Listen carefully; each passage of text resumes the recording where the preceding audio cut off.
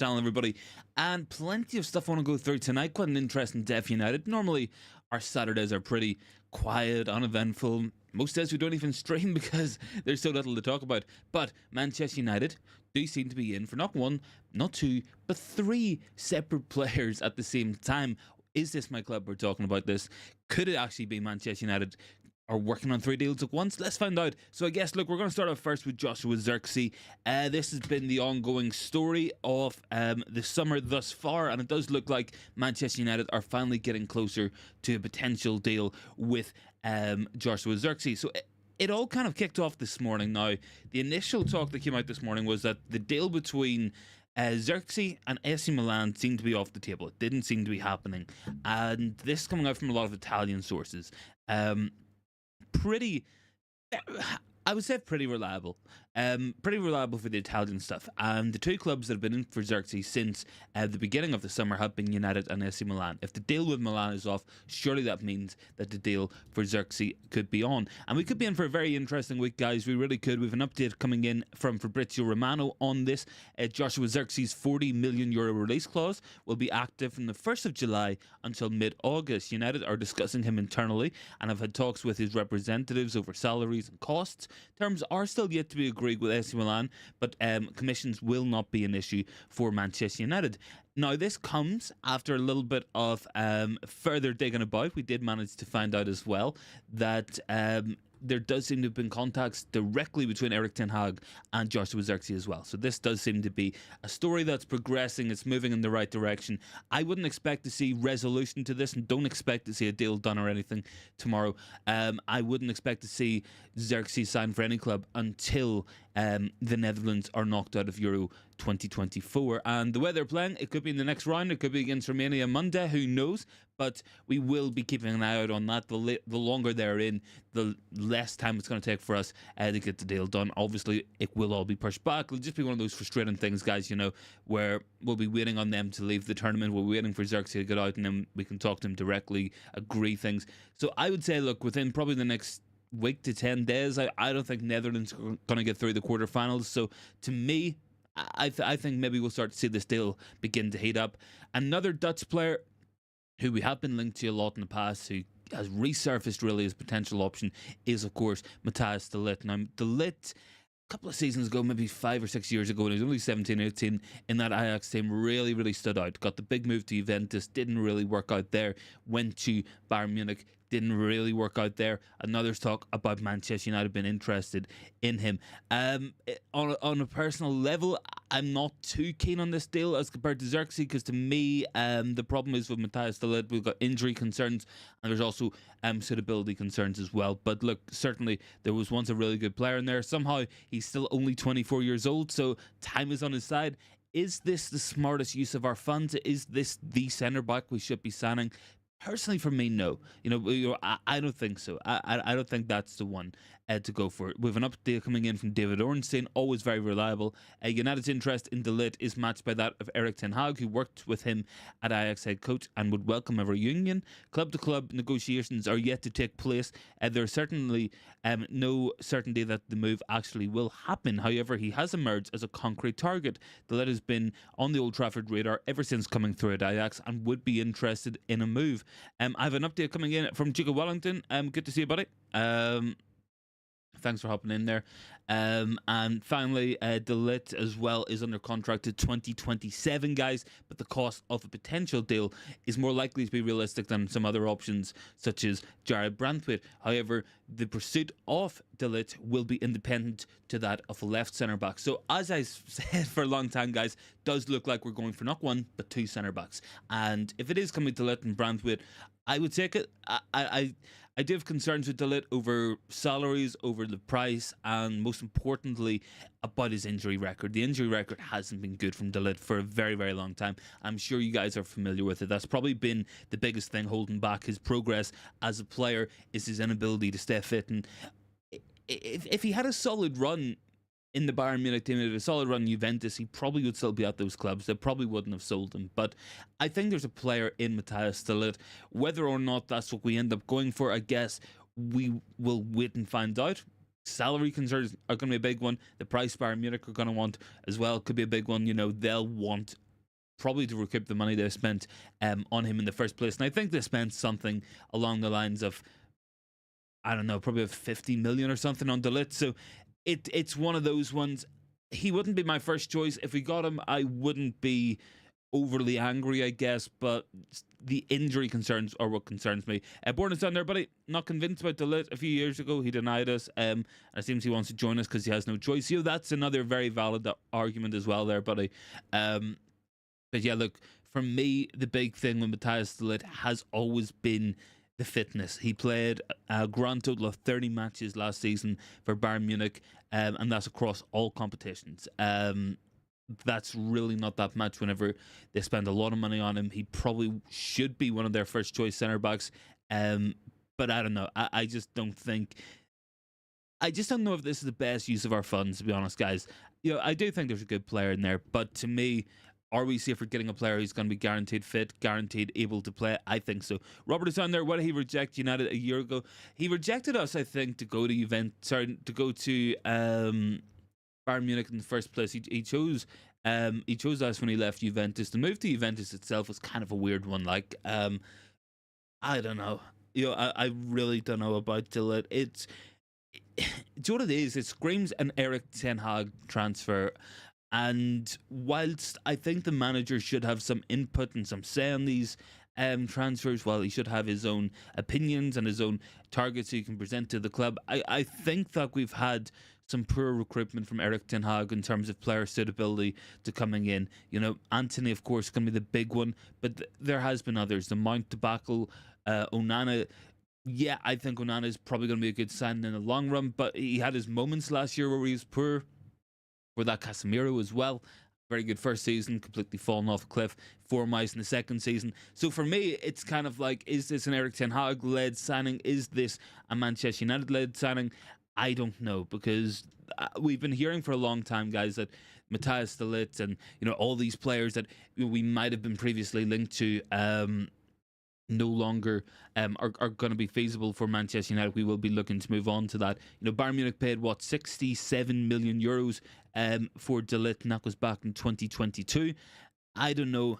I really don't know. Like, I think there's a good player in there. I think there's a real good centre back, and I think most importantly, he does seem to be something of a leader, or he was at least during his time with the Netherlands and with Ajax as well. But I don't know. I really don't know. This does kind of scream like when we went after all the ex-Ajax players, when we're going after every Dutch player, going with Erik ten Hag. Maybe we need to broaden our horizons. Big up to Steph as well. Thanks for joining in, Steph. Do appreciate it, guys. Obviously, it's a later stream tonight with the Euros been on. Have just watched Switzerland knock out Italy.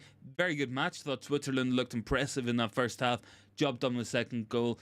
Match kind of petered out a bit. I'm looking forward to the later kickoff, Germany versus Denmark. That'll be a fun one to watch as well. And we'll be talking both matches on the agenda tonight with Bath Time and possibly a couple of other guys as well. But look, it's coming in from Ornstein. I would be inclined to believe that United are at least considering this. Robert said now he wants to join us after he's not getting first team action. Yeah, look, that's a concern. I think I got a screenshot here, guys. I'll quickly call it out. I can't seem to find it on my laptop at the minute, but Matthijs de Ligt last season missed 3 matches with an in-ear ligament injury, 9 matches with a ligament tear. He missed 6 matches with a knock, 2 matches to a calf injury. He had a virus as well. Before that, in the season before that, he missed 3 matches. He had an abductor issue. He's had problems with Juventus as well. First season there, of course, missed 17 matches. These are a lot of matches to be missed by a professional footballer trying to develop. And whilst I think, look, De Ligt might be on paper a good move, I think we got to consider the fact that we got Lisandro Martinez, who's arguably one of our more important players, but he's also a guy who does tend to get injured as well, which isn't good. And he is starting to pick up more knocks as well. Lisandro Martinez missed most of last season, missed the end of his first season as well. So I would be concerned about that there. And ultimately, as we've said so many times in the channel, guys, you guys know it as well, being available is probably the most important thing you can be for a footballer. As much as we bemoan Scott McTominay or Harry Maguire at times, those guys are practically always fit. Bruno Fernandes as well, always fit, always available, and that's so important when you're trying to build a team, trying to build a system, trying to get players in to play in a certain way. They need to be able to play as close to every match as possible. They don't have to play every match. I'm not saying to play full 90s for every single player, but if they're at least available to, then you got the option. You can take them out, you can rest them and stuff, but I don't know. I just don't think we need more injury-prone players. How many injuries did we have last season? 45, 46. Let's not add to it, in my opinion. Anyway, Steph's down there not convinced. Bart's down there. Did I watch a nail biter in the T20? No, I didn't, buddy. Bourne said players that come with conditions are a big no. Like Rabiot or De Jong, we should target players who will want to die for the club. Yeah, I mean, I think you want to get players who really want to be here. And I think, whilst I might have my reservations about the quality of Ugarte to do the role that I think we're looking him to do, which of course is going to be to come in and be almost a single six, whilst I don't know if he can cover the ground in recovery, if I don't know if he can cover up all the space, I do think he's a player who would want to be here and who would put an awful lot of effort out onto the pitch, who would really go out there and put his life on the line for the club. And I do think he's the type of player to be able to do that. I just don't know if he's going to be the guy for us position-wise, but attitude-wise, I think he's the right kind of guy to bring in. Good evening to Sheed. Good to see you, buddy. I have Bart down here. Who was the last signing from the Bundesliga that actually worked for United? That's a good question. We haven't had a good history. Sancho, probably one of the later ones, hasn't worked out. Before that, you had Hendrik Mkhitaryan, didn't really work out. You had Shinji Kagawa, didn't really work out. Owen Hargreaves, good when he was fit, but was never fit. Didn't work out in the end. So, there's a whole heap of players coming from the Bundesliga into the Premier League who I think have kind of struggled as well. Bart said De Ligt needs a change of scenery, but it's not United's place for the future. I thought Company will make him the cornerstone of his side. He might well choose to do so, and it might be the case that once De Ligt comes back from international duty, gets into training, maybe he's happy to work and train under Vincent Company. But I don't know. I have a comment coming in from Sanda Fury as well. Now Manchester United are still, we wish, we can't make the deal get done. We're just waiting for someone to grab it.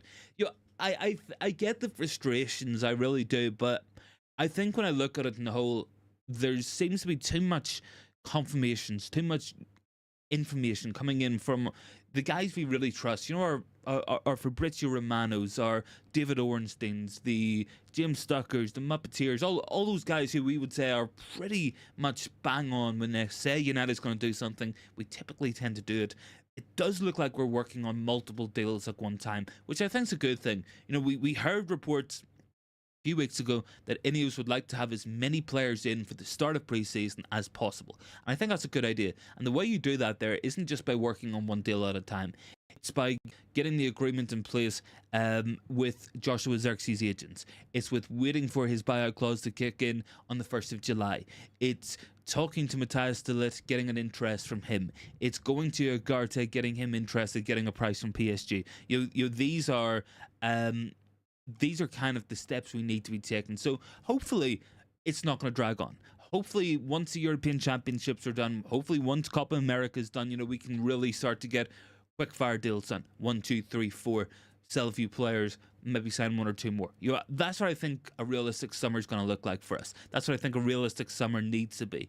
I think the ongoing story with Zirkzee does seem to be very positive. I haven't seen negative articles coming out, which I think is always a plus. Talk about this €40 million release clause coming in on the 1st of July. So that would make sense for United to wait until that's done. And potentially you might have the Netherlands going out against Romania on Monday as well, which I'm sure would speed up that. That would definitely speed that up. We have a quick update from Fabrizio Romano as well on Manuel Ugarte. Over the last couple of days and hours, Manchester United have followed up in their talks with PSG. Ugarte would be very keen on the move, even without Champions League football, but PSG would like to recoup most of, if not all of, the 50 million they spent on Ugarte last year. So it's going to be up to them. He came in, he really wasn't first choice for them. Fabian Ruiz did seem to take over that position and seemed to get a lot more minutes in that PSG midfield. Vitinha as well coming in, doing well in there.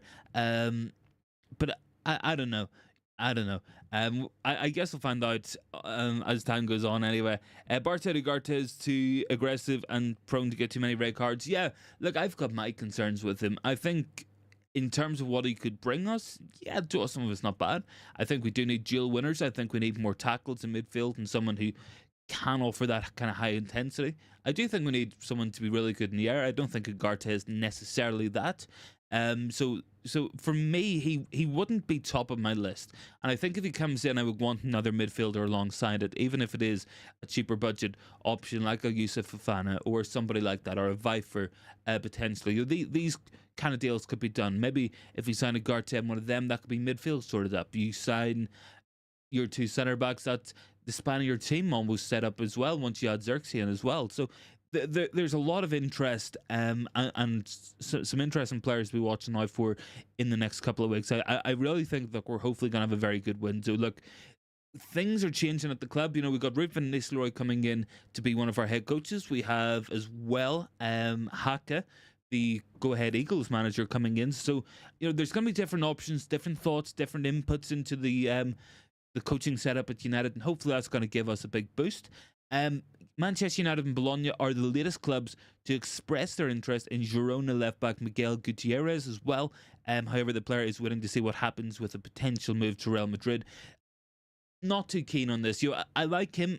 I just think to get him out of Girona, you're looking at a lot of money, especially if Real Madrid want a left-back. That's going to be his preference. So maybe someone like Bradley Loco, who we did talk about before, who we have been interested in this summer, could be an option.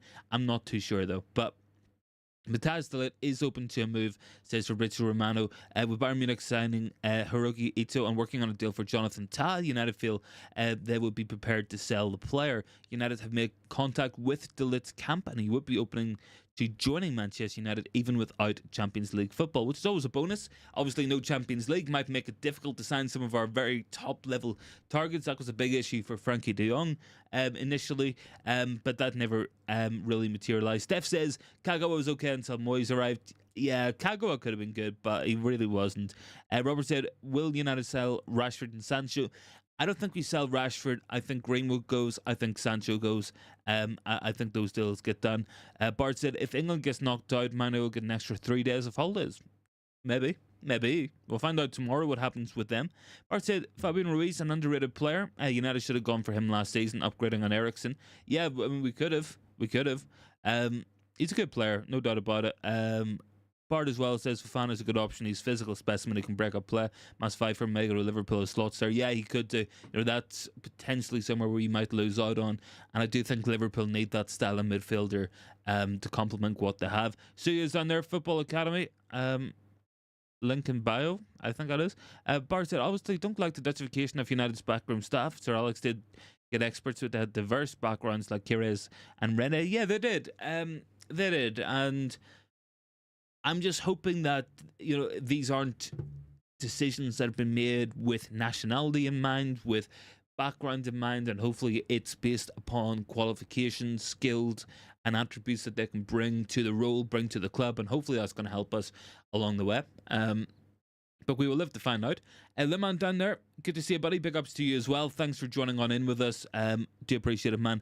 Really do. But yeah, look, some other smaller stories I wouldn't mind having a little bit of a run through. We'll do a quick transfer roundup. We'll look ahead to the Germany match later on as well. And hopefully you guys can join us with the guys on the agenda tonight as well. I think it's about 10 o'clock start time. An update coming in from whoever Ryan Taylor Sport is. Who's this guy? I'll see who's writing for a football reporter for the Daily Mirror. Yeah, I'm not going to call this guy the most reliable in the world, but apparently Zirkzee is open to joining United and has had contact with Erik ten Hag. Let's just find out how that one goes. I'm not too familiar with Ryan Taylor, to be honest. He says United view Ugarte as an ideal like-for-like replacement with Casemiro. He wouldn't really bring the aerial presence of Casemiro, but maybe. And then there's another update. He seems to have gone through all these United stories anyway. Talks progressing between United and de Ligt's entourage, while the club have also had further contacts with Zirkzee and Ugarte. These could be the first 3 signings through the door, potentially. I guess we're going to find out how it goes. Political German source says De Ligt is ready to leave Bayern Munich and is open to joining United.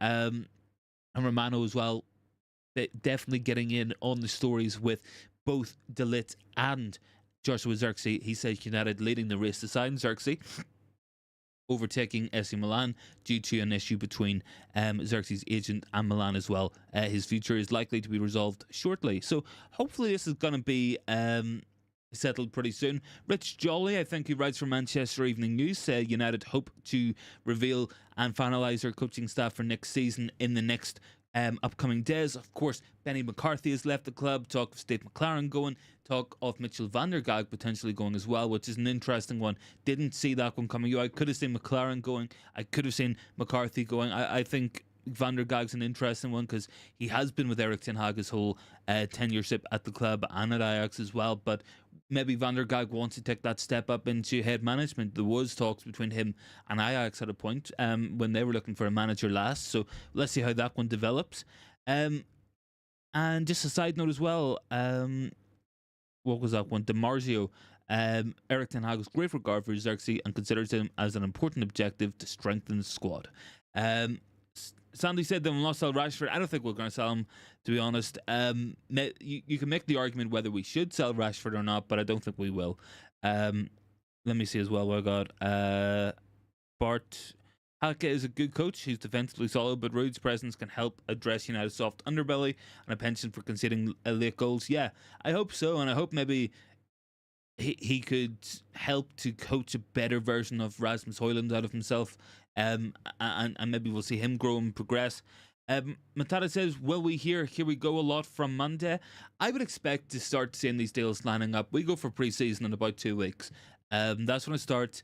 I would like to think we're going to start getting these deals done pretty quickly, or at the very least having them pretty much all done bar medicals, depending on players coming back from international duties as well. Abedi is down there. United want to sign Zirkzee and Rabiot, Calafiori, Frimpong, Ugarte. Yeah, I mean, those would be some brilliant signings. I would love Calafiori. I would love to see Zirkzee as well. Ugarte, I have some concerns about, but I'm very open-minded. If he's going to be, if he could easily come in and prove me wrong, I hope he does. I'm a big fan of Greg, says Bart. I used to be at uni. There's not a Greg's anywhere near me really at the minute, but in uni, yeah, that was a pretty handy breakfast just on the way to the train and stuff. And Bart and Gehi looks good. Yeah, Gehi does look good, but I can't justify the expense, man. You know, I think Palace are looking 65 million for Gehi. I just don't know. I don't know. I'm not too sure about it at that price. To be honest, guys, drop a like in the video if you can. We're up to 23 likes. Let's see if we can get up to 30. We got 32 people in the stream as well, so make sure to drop a like as you come in. If you guys are new, make sure to hit the sub button as well. Any other questions or little stories maybe we can go through, let me know. And I guess we'll have a little look at the German match tonight, which should be very interesting. Højlund and Eriksen both starting, I believe, for Denmark against Germany. I'm expecting a Germany win, but I live to be surprised. I live to be shocked in this one as well, but I think Germany will win this one quite handily. Denmark haven't been bad. I think their best performance came against England, which maybe doesn't say a lot for England. Bart said Newcastle, West Ham and Sheffield, question mark. I don't know what that's about. Maybe I missed some. Yeah, Højlund and Eriksen both start actually for Denmark tonight. Which is an interesting one anyway, because I think Højlund's kind of struggled in this tournament. Not got a lot of service, but maybe not imposing himself as much as he should do. I'll expect a good performance out of him. Bart is on there. Should we look to go for some of Chelsea's 100,000 young players? Yeah, we should. You know, I've been speaking to a couple of guys. Bath Time from the Agenda would be a big fan of Trevor Chalobah, would say that would be a smart signing. Gallagher, he says, would be a smart signing. But there are other ones who we definitely could go and have a look at. Chelsea have got a lot of players. They're going to have to start selling at some point. You know, Todd Bowley can't just keep selling himself hotels and floating the book that way. At some point, they're going to have to sell some players. Dipole, Amrabat, or Ugarte. Yeah, I'll do that there. I'll throw some numbers in, will I? I'll throw some options.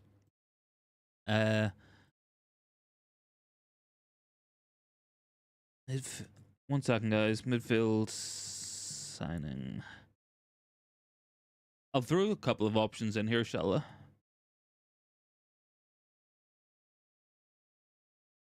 Let me think. I'll throw in Fofana as well, just to make it 4. Give you guys options. There we go. Give me your preferred midfield sign there, guys. Personally, for me, I can't vote in my own poll, unfortunately, but I would say Onana is going to be my choice. To be honest with you guys.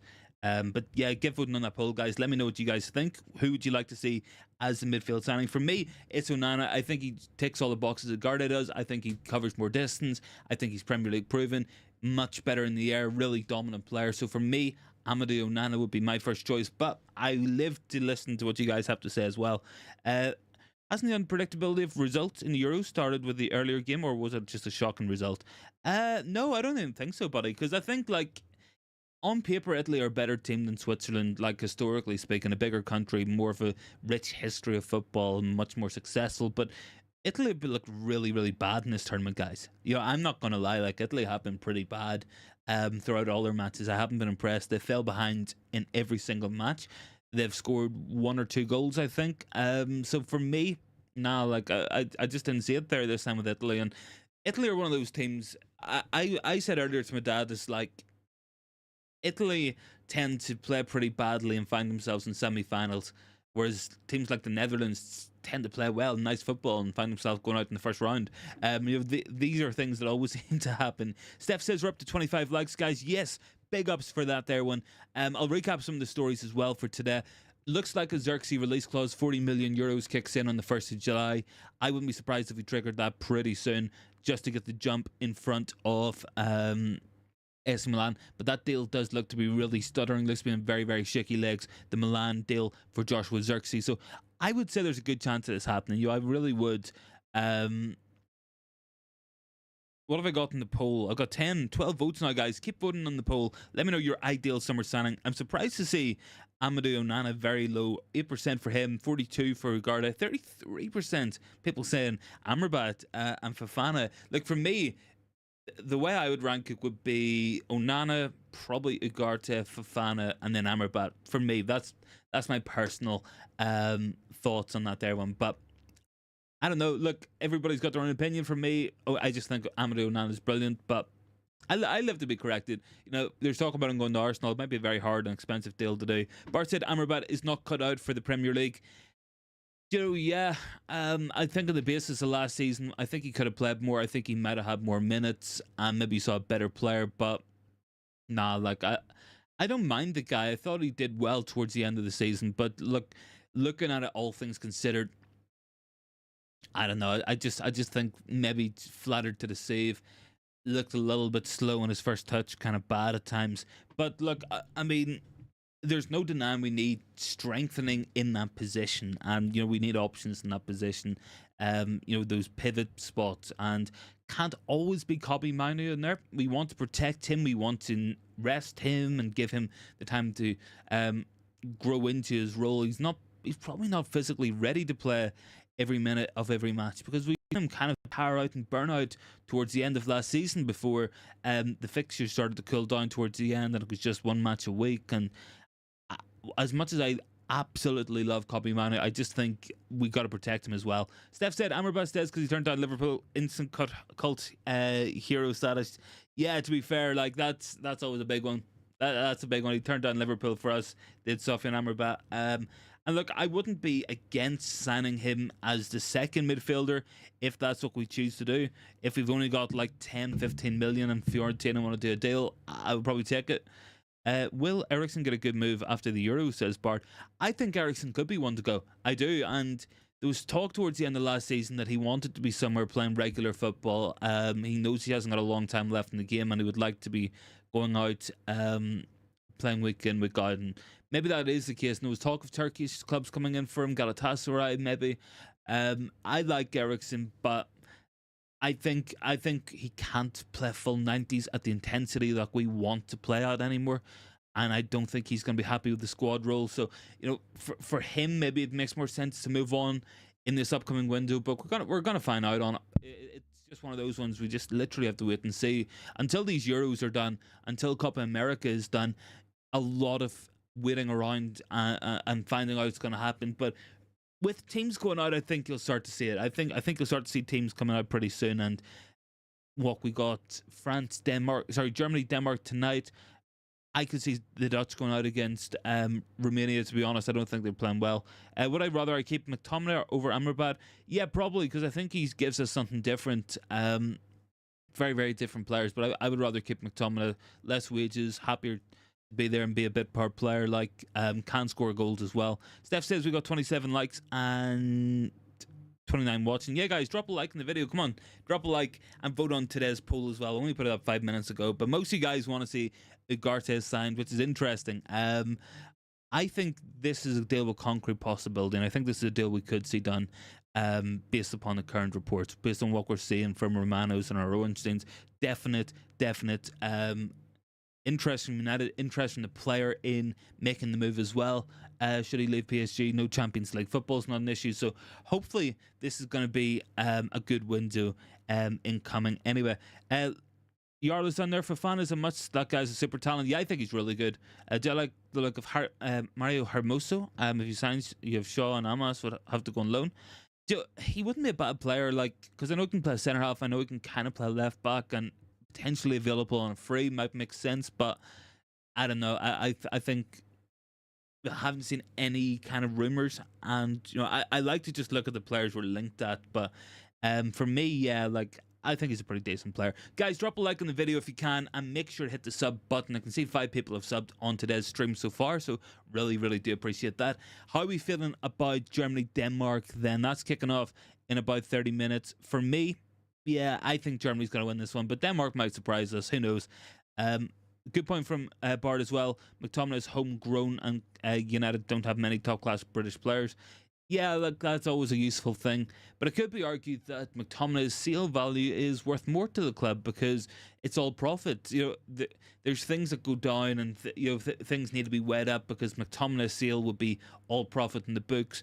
I have young Mirage down there. I feel like most of the fan base have never seen Fofana from Monaco play. The guy's a baller. He is. Yeah, I think he's a very good player, and I think he's probably the most affordable out of those options, bar maybe Sofian Amrabat. I think Fofana was potentially being talked about as leaving for 25 million. For me, that's a pretty good deal for someone of that quality. He's in the French squad. He's not there for no reason. I think that could be a good signing, and if you got him and Ugarte, that could be a nice strengthening of our midfield. 2 centre backs and a striker. That'd be a lovely transfer window. And then maybe you look at towards the end of the window, if you have some money left over, having a look at a left back or another winger or something like that. Bourne said a lot of players underperformed due to poor coaching. Maybe that's why we're bringing in other coaches. Maybe. I think we were one of the worst coached teams in the league last season, to be honest. So I think the only way is up. Hopefully these guys can bring something new and something interesting to the club, and can hopefully help to make us a better team on the pitch and improve the players, set us up better, build some kind of a system that we don't really have at the moment. Anyway, I have 24 votes on today's poll, 25 now. Most people are going with Ugarte as their ideal summer signing as well for the midfield areas. And Bart said, I really like the look of Limer, especially him with Sabitzers. United should have paid the price. I don't know. I understood not getting Sabitzer at the time. I still think that the role we were playing him in didn't really suit him, and there was matches, I think, in Europa League where he played 3 or 4 passes in the entire match. So there's pros and cons with Sabitzer. I don't know. I think there's better options out there. Steph said 28 likes and 33. Yeah, guys, let's see if we can get up to 30 likes on the stream as well today, and make sure to hit the sub button. I think we got 6 new subs, which is always really good, so thanks so much for everyone who's supporting the channel. Do appreciate it all. Young Mirage, Ugarte is a destroyer, Fofana more technical. Yeah, I think you could get both, like I do. I think maybe there is an argument to bring both in, and that could be a nice pair to have in there. You have Manu in there, maybe you have, I don't know who else is coming through. You probably still got Mount, you'll have Bruno in there. Potentially Eriksen staying, McTominay might stay. So that's a pretty good midfield you're starting to build up with 1 or 2 signings. You can do a lot of things, and you've got a lot of different types of players in there. You've got destroyers, ball carriers, physical presence, creators. That's kind of what we need across the pitch. You want balance. You do want balance. Steph said hindsight's always easy. Won Premier League in 30 years. I know Nana's overrated. Wins the ball, just loses it. I think he's underrated technically, but I guess each to one's own. I'm a fan of him, but I also get that he can look a little bit unaesthetically pleasing. Maybe he's not the most. Uh, Maybe he hasn't got the most flawless of techniques sometimes. Abedi said, I want United to get Zirkzee, Amrabat, De Ligt, and Ugarte. Will be better for the next seasons. Yeah, absolutely. Those players would definitely improve us going into next season, give us some real good options as well. Guys, we're on 29 likes. Can we hit 30? Let's just see. Look, I think what we have to do is, what is, you all said? They've done it. Italy lost 2-0 to Switch. Italian coach losing his job. I mean, yeah, he could do. He could. That's a real possibility as well. Like it is. But yeah, look, guys, just a quick recap on the stories just before we end up. So De Ligt is interested in United. United are interested in him. We've spoke to his representative seemingly, and that's coming in from Ornstein and Romano. We also have Joshua Zirkzee's release clause apparently starting on the 1st of July. United have been in talks with him and with Bologna. And then there is, of course, a talk with Ugarte where he's pretty much said he would like to come to United if he does leave PSG. PSG probably happy to sell, but at the right price. That is the three big stories of the day. Look, guys, I'm going to head on now and I'm going to go watch the Germany match, but make sure to tune in for United Agenda tonight at 10 o'clock. We'll be on there talking about all today's Euro actions. I'm sure whatever other questions you guys have as well for us, we will answer as well on the show. Look, guys, thanks so much for tuning in. Please hit the sub button if you haven't already, and I'll catch everybody in the next one.